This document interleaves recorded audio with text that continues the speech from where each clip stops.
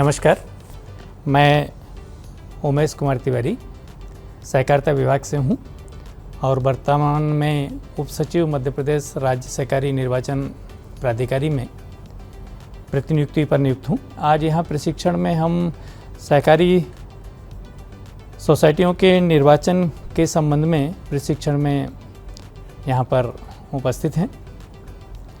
सहकारी संस्था की जगह चूँकि एक्ट में सहकारी सोसाइटी शब्द का प्रयोग किया है, इसलिए हम भी सहकारी सोसाइटी ही कहेंगे।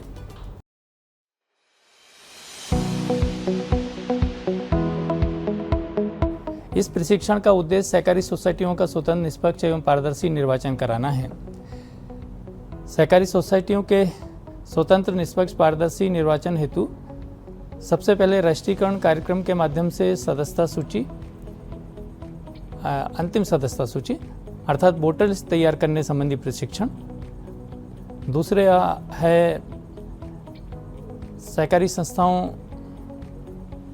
के निर्वाचन हेतु रिटर्निंग कार्यक्रम के माध्यम से रिटर्निंग अधिकारी, मतदान दल एवं जो गणक हैं उनकी क्या भूमिका है, वह कैसे निर्वाचन संपन्न कराएंगे। और स्वतंत्र, निष्पक्ष, पारदर्शी निर्वाचन के साथ एक बात और महत्वपूर्ण है कि निर्वाचन त्वरित रूप से संपन्न हो, इसलिए यह प्रशिक्षण बहुत आवश्यक है ताकि कोई त्रुटि नहीं हो, कोई व्यवधान निर्वाचन में ना आए और निर्वाचन त्वरित रूप से संपन्न हो जाए। सहकारी सोसाइटी के निर्वाचन संबंधी प्रशिक्षण से हम यहाँ पर आज क्या क्या सीखेंगे। पहला है निर्वाचन प्रस्ताव प्राप्त होने पर प्राधिकारी कार्यालय स्तर पर, इसके पूर्व निर्वाचन समन्वयक स्तर पर कैसे उसका परीक्षण होगा। राष्ट्रीयकरण अधिकारी की इसके उपरांत प्राधिकारी कार्यालय से नियुक्ति होगी, उसके संबंध में राष्ट्रीयकरण अधिकारी के आदेश के साथ राष्ट्रीयकरण कार्यक्रम के अनुसार क्या क्या कार्य राष्ट्रीयकरण अधिकारी को और अपीली अधिकारी को करने होंगे, उसके संबंध में सीखेंगे। राष्ट्रीयकरण कार्यक्रम के माध्यम से सदस्यों को आपत्तियों का अवसर प्रदान कर आपत्ति निराकरण कराकर त्रुटि रहित अंतिम सदस्यता सूची तैयार कराने संबंधी कार्य के संबंध में जानेंगे। राष्ट्रीयकरण अधिकारी के विनिश्चय के विरुद्ध अपील अंतर्गत सदस्यों को अवसर प्रदान कर अपीली अधिकारी के आदेश या निराकरण के माध्यम से त्रुटि रहित अंतिम सदस्यता सूची तैयार कराने संबंधी कार्य कैसे होगा, इसके संबंध में हम जानेंगे।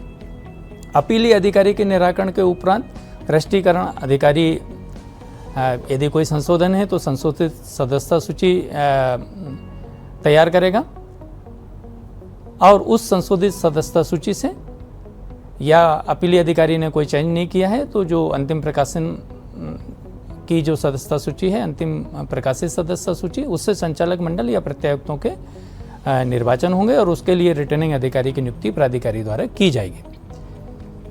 रिटर्निंग अधिकारी, मतदान दल, मतगणना हेतु गणकों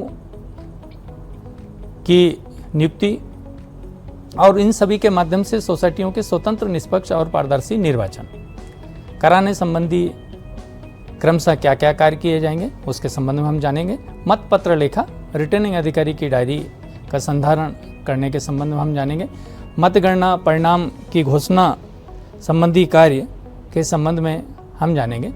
निर्वाचन रिकॉर्ड का समुचित संधारण संबंधी प्रावधानों के संबंध में जानेंगे और इस सहकारी सोसाइटियों के निर्वाचन में विभिन्न अधिकारियों की क्या भूमिका होगी, उसके संबंध में हम जानेंगे।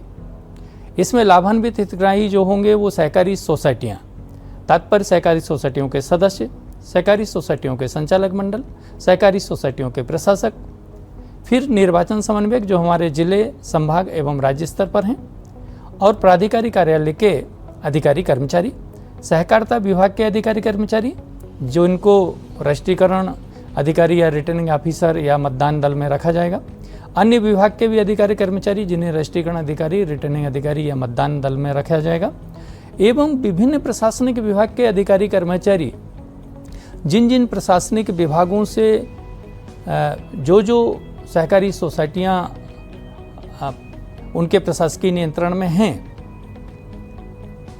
तो उदाहरण के लिए वनोपज समितियां हैं तो वन विभाग, दुग्ध समितियां हैं तो पशुपालन विभाग इत्यादि प्रशासनिक विभागों के अधिकारी कर्मचारी भी लाभान्वित होंगे। इस प्रकार लाभान्वित हितग्राहियों की यदि कुल संख्या देखा जाए तो यह संख्या हजारों में होगी।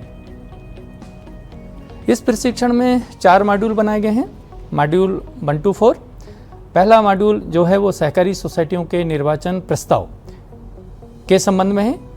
दूसरा मॉड्यूल है रजिस्ट्रीकरण का कार्य, अर्थात वोटर लिस्ट कैसे तैयार होगी। तीसरा है कि निर्वाचन कार्य के पूर्व अनुसूचित जाति, अनुसूचित जनजाति या अन्य पिछड़ा वर्ग, इनका आरक्षण के संबंध में हम जानेंगे। और महिला पदों का आरक्षण के अधीन महिला पदों का विनिश्चय कैसे होगा उसके संबंध में जानेंगे। एक्ट के उस संबंध में क्या प्रावधान है वह हम जानेंगे। चौथा मॉड्यूल होगा निर्वाचन कार्य कैसे संपन्न होगा। यह है हमारे इस प्रशिक्षण के 4 मॉड्यूल हैं। अंत में सारांश निष्कर्ष की बात आएगी। इसके बाद जो निर्वाचन से संबंधित जो मध्य प्रदेश सहकारी सोसाइटी अधिनियम 1960, नियम 1962 के जो राष्ट्रीयकरण, निर्वाचन, संयोजन संबंधी महत्वपूर्ण जो प्रावधान हैं एवं निर्वाचन संबंधी जो प्रारूप हैं, नियम 1962 में प्रारूप 56 से 26 तक, इनकी एक PDF तैयार की गई है। वह PDF भी आपके अवलोकन हेतु उपलब्ध होगी। और अंत में फिर इस प्रशिक्षण का मूल्यांकन होगा। उसके लिए 10 प्रश्नों की प्रश्नोत्तरी तैयार की गई है। उसका उत्तर आप देंगे और उसका उत्तर देने के बाद आप जब प्रशिक्षण में सफल होंगे तो आपके लिए एक प्रमाण पत्र प्राप्त होगा जो आपके लिए उपयोगी होगा।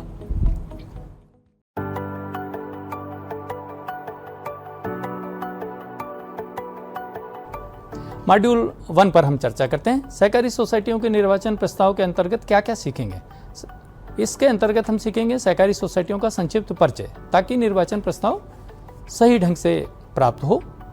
फिर निर्वाचन प्रस्ताव अंतर्गत क्या क्या आता है तो संक्षिप्त में सदस्यता सूची प्रारूप 56 में, आवेदन प्रारूप 62 में, कार्यवाही विवरण जो संचालक मंडल का या प्रशासक का जो प्रस्ताव ठहरा होगा इस बाबत की निर्वाचन कराना है। प्रक्रिया शुल्क डिमांड ड्राफ्ट से या RTGS, NEFT, IMPS के माध्यम से। फिर पंजीकृत उपविधि प्रस्ताव के साथ में आएगी और निर्वाचन समन्वय की अनुशंसा आएगी कि ये जो निर्वाचन प्रस्ताव है उसका हमने चेकलिस्ट 1 और के अनुरूप ये है और हमने इसका परीक्षण कर लिया है। चेकलिस्ट 2 से जो निर्वाचन समन्वय के स्तर के लिए चेकलिस्ट 2 है और सोसाइटी स्तर के लिए चेकलिस्ट 1 है। तो चेकलिस्ट 1 के अनुरूप निर्वाचन प्रस्ताव है और चेकलिस्ट 2 से भी हमने इसको देख लिया है, उसके अनुरूप है और त्रुटि रहित है। इसके निर्वाचन कराने की अनुशंसा की जाती है। ऐसा अभिमत से निर्वाचन समन्वयक से पत्र निर्वाचन प्रस्ताव के कवरिंग के रूप में निर्वाचन प्राधिकारी को आएगा। अब इस मॉड्यूल अंतर्गत हम जानेंगे कि प्रदेश में कुल पंजीकृत सहकारी सोसाइटियां 54,822 हैं लगभग। परिसमापित संस्थाएं लगभग 6,485 हैं। कार्यशील संस्थाएं हुई 48,337 जिनके निर्वाचन कराए जाना है 5 साल के कार्यकाल के अंतर्गत। सहकारी सोसाइटियों का मुख्यतः जो निकाय होता है वो एकल, 2 स्तरीय और त्रिस्तरीय होता है। त्रिस्तरीय निकाय में जैसे उदाहरण के लिए आते हैं कृषि साख संरचना अर्थात पैक्स समितियां, जिला सहकारी केंद्रीय बैंक और हायर टायर पर अपेक्स बैंक।